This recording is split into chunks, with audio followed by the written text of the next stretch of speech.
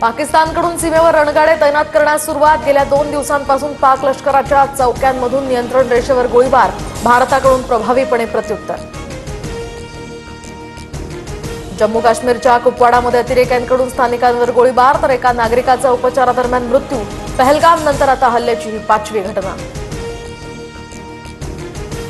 पहलगाम दहशतवादी हल्ल्याचा तपास आता राष्ट्रीय तपास यंत्रणेकडे, तर आज एफआयआर नोंदवली जाणार। जम्मू काश्मीर पोलीस आणि इतर एजन्सीज तपासात मदत करणार।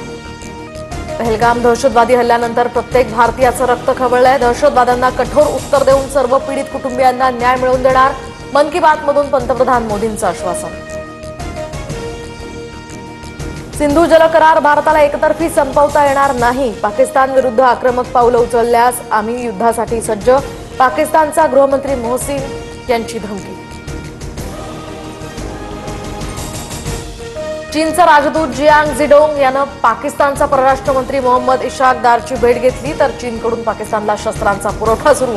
एलओसी जवळ संरक्षण सुविधांसाठी पाकला मदत।